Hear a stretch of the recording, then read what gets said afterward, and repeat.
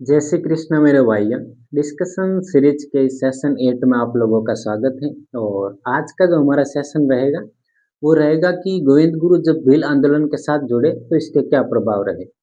इससे पहले का जो सेशन है उसमें हमने बात की थी कि 1818 से लेकर 1881 तक भीलों की हमने पृष्ठभूमि के बारे में बात की, जिसमें हमने ये बात की कि 13 जनवरी 1818 को मेवाड़ के Maharana Bhim Singh east India company से एक संधि कर लेते हैं और उसके बाद पॉलिटिकल एजेंट के रूप में कर्नल टॉड की नियुक्ति होती है।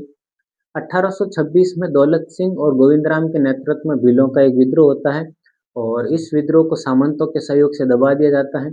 उसके बाद हमने बात की कि जनवरी 1836 में एक सेना का गठन किया जाता है, जोधपुर लीजियन, और इसका जो आरंभिक हेडक्वार्टर है वो अजमेर में रखा गया। इसके बाद इसका जो हेडक्वार्टर है वो सिरोही कैरिनपुरम में स्थापित किया गया था। और उसके बाद हमने बात की कि भीलों में स्थायी शांति की स्थापना के लिए अप्रैल 1881 में मेवाड़ भील कोर की स्थापना होती है।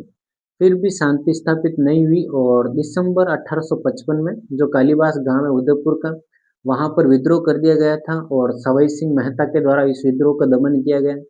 उसके बाद 1857 की क्रांति हुई और बहुत सारे प्रशासनिक परिवर्तन हुए और 1881 में भीलों के द्वारा एक और विद्रोह किया जाता है जिसे बारापाल का विद्रोह कहते हैं। उसमें प्रमुख नेता के बारे में बात की थी कि नीमा, खेमा और जोयता ये प्रमुख नेता है और आपको याद रखने थे इनके नाम। इनको है वो खेमराज भंडारी जो कि ऋषभदेव मंदिर का पुजारी था उसके द्वारा उकसाया गया।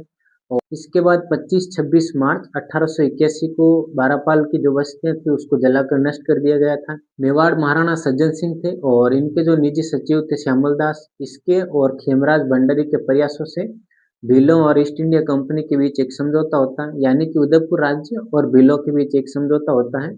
और इस समझौते की शर्तों में था कि आधा बराड़ ही वसूल किया जाएगा और जो जनगणना का कार्य है वो बंद कर दिया जाएगा। ये जो समझौता है वो 25 अप्रैल 1881 को हुआ था। मुख्यतः जो फैक्ट आपको याद रखने हैं उसमें यह रखना है कि जनवरी 1836 में जोधपुर लीजियन का गठन हुआ। अप्रैल 1841 में मेवाड़ बिल कौर की स्थापना हुई।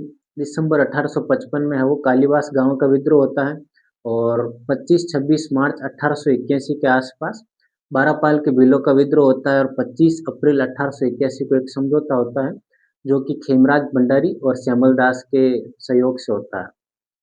अब हम लोग बात करेंगे गोविंद गुरु के बारे में। गोविंद गुरु का जन्म 1858 में डूंगरपुर का एक गांव है बेड़सा, वहां पर हुआ था और कई जगह है वो बेड़सा को बांसिया भी लिखा गया है, तो आपको ये दोनों नाम ध्यान में होना चाहिए, बांसिया और बेड़सा गांव। इसके बाद ये हुआ कि कम उम्र में ही इनकी पत्नी और पुत्रों की मृत्यु हो गई, तो इन्होंने जो अपना जीवन का लक्ष्य था वो अध्यात्म की ओर मोड़ दिया। इसके बाद कोटा बूंदी अखाड़े के एक साधु है राजगिरी, उनके ये शिष्य बने और उनसे इन्होंने आध्यात्मिक शिक्षा प्राप्त की थी।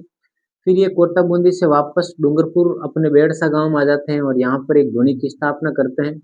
इसके बाद यहाँ से इन्होंने भीलों के आध्यात्मिक उत्थान की ओर काम किया।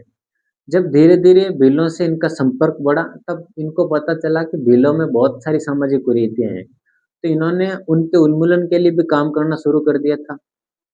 आपने ये भी पढ़ा होगा कि 1881 में उदयपुर राज्य में दयानंद सरस्वती का आगमन होता है और इन्होंने यहाँ पर आर्य समाज का प्रचार किया था। इसके बाद 1883 में इन्होंने परोपकारी सभा की भी स्थापना की थी। कई जगह संत सभा की स्थापना है वो 1905 लिखी गई है। आपको मैं ये बता दूं कि किसी भी व्यक्ति का नाम देकर ये पूछा जा सकता है, तो गोपीनाथ शर्मा के अनुसार संत सभा की स्थापना है वो 1883 में होती है।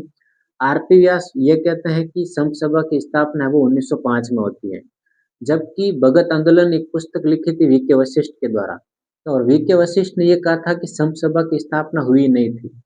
जिस हिसाब से आरपीसी ने अपना ट्रेंड बदला है, आपसे व्यक्ति विशेष का नाम लेकर ये पूछा जा सकता है कि संत सभा की स्थापना कब हुई, यानी कि गोपीनाथ शर्मा के अनुसार 1883 में हुई, आरपी व्यास के अनुसार 1905 में हुई और भगत आंदोलन पुस्तक लिखी थी वीके वशिष्ठ ने, और वीके वशिष्ठ ने कहा था कि गोविंद गुरु ने संत सभा की स्थापना की नहीं है। तो ये सब बिंदु आपको ध्यान में रखने हैं। गोविंद गुरु के द्वारा संत सभा के माध्यम से 10 नियम दिए गए थे और इन 10 नियमों में अगर हम प्रमुख नियमों की बात करें तो गोविंद गुरु ने कहा था कि चोरी या डकैती नहीं की जाए और शराब का सेवन नहीं किया जाए। जितने भी आपसी विवाद हैं उनको पंचायतों के माध्यम से सुलझाया जाए, यानी कि अदालतों में नहीं जाया जाए। अदालत में जब भी कोई व्यक्ति जाएगा तो दोनों तरफ नुकसान होगा और पंचायत में अगर कोई व्यक्ति आएगा तो ज़्यादा नुकसान नहीं होगा। तो जो आपसी विवाद थे, उनका जो फैसला है वो पंचायत में किया जाए। इसके अलावा उन्होंने बात की कि एक ईश्वर की पूजा की जाए। ये फैक्ट ध्यान रखना, आरपीएससी वन लाइनर क्वेश्चन पूछ सकती है उसमें कि निम्नलिखित में से कौन-सा सत्य है? गुरु के द्वारा स्वदेशी वस्त्रों को पहनने पर बल दिया गया था कि ज़्यादा से ज़्यादा स्वदेशी वस्त्र पहने और जो भीलों के द्वारा बेगार की जाती थी, उस पर भी प्रतिबंध लगा दिए थे। यानी कि जब जागीरदारों के द्वारा कोई भी काम करवाया जाता था बिना पैसों के, तो वो बेगार कहलाती थी। तो गोविंद गुरु ने कहा था कि ये बेगार बंद कर दी जाए। इन्होंने कहा शराब का सेवन नहीं किया जाए, चोरी नहीं की जाए, एक ईश्वर की पूजा पर बल दिया था इन्होंने और जो जितने भी आपसी विवाद हैं, उनको है वो पंचायतों के माध्यम से सुलझाया जाए।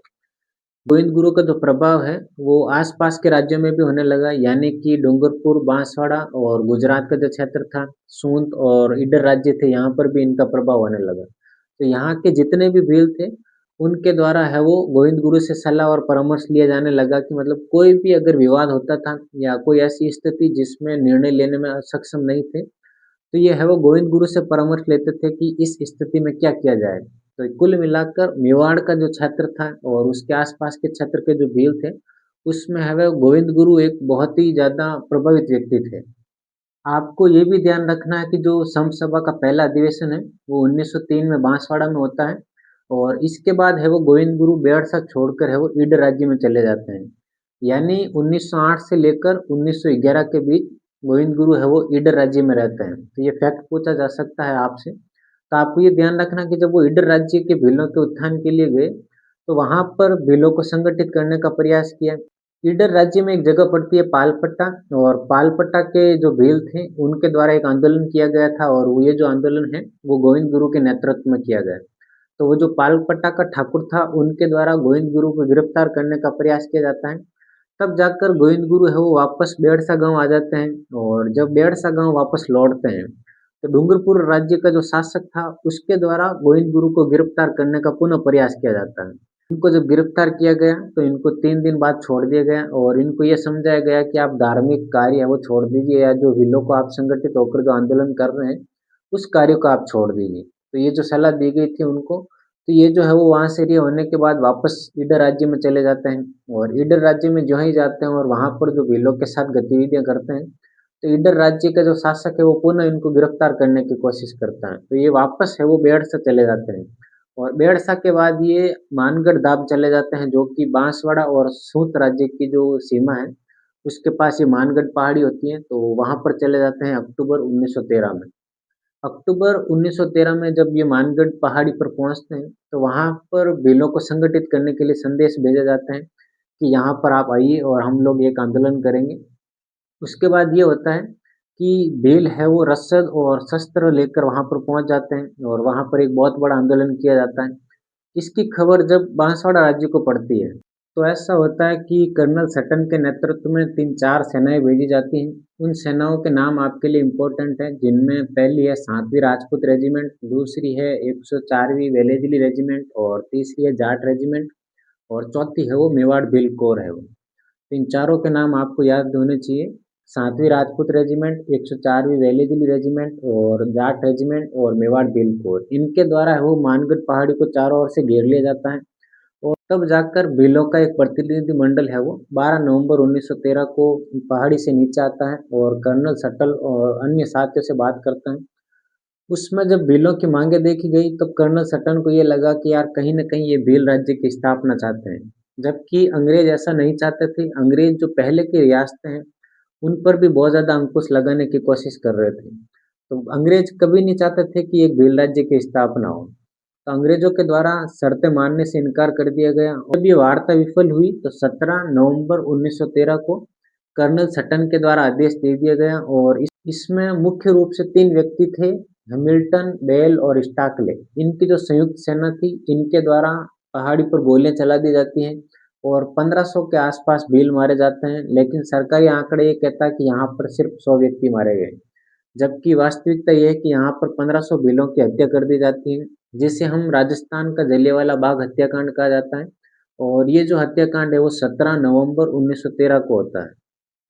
इसके बाद होता यह है कि गोविंद गुरु को गिरफ्तार किया जाता है और इन्हें अहमदाबाद जेल में रखा जाता है। इनके एक और साथी थे पुंजाधीर। गोविंद गुरु और पुंजाधीर इन दो व्यक्तियों को है वो अहमदाबाद जेल में रखा जाता है और बाकी जितने भी भील थे इनको है वो सूंध राज्य की जेल में ही गिरफ्तार करके रखा जाता है।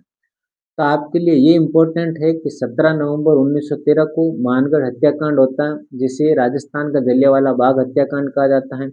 कर्नल सटन ने आदेश दिए थे। हैमिल्टन, बेल और स्टाकले यहाँ मुख्य रूप से ईस्ट इंडिया कंपनी के कर्मचारी थे। गोविंद गुरु पर मुकदमा चलाया गया और गोविंद गुरु को है वो मृत्युदंड की सजा दे दी गई। जब ये मृत्युदंड की सजा काट रहे होते हैं तो लगभग 7 वर्ष तक ये सजा काटी और इसके बाद इनको रिहा कर दिया गया। इनको रिहा है वो इस शर्त पर किया गया कि आप वापस है वो ईडर, सूंद और डूंगरपुर बांसवाड़ा के जो राज्य हैं यहाँ पर आप कभी नहीं आएंगे, यानी कि आप बेड़सा में आप कभी नहीं आएंगे। और इसके बाद है वो गोविंद गुरु है वो गुजरात चले जाते हैं। गुजरात का एक तालुका है जालोद और जालोद में एक गांव है कंबोई। तो वहां पर इन्होंने अपना ये जो जीवन है वो एक किसान के रूप में व्यतीत किया था। तो आपको ये ध्यान रखना है कि जो गोविंद गुरु का जो अंतिम समय है वो गुजरात के जालोद तालुका के कंबोई गांव में गुजरा था। अगर ये सेशन आपको पसंद आता है तो चैनल को लाइक और सब्सक्राइब जरूर करें।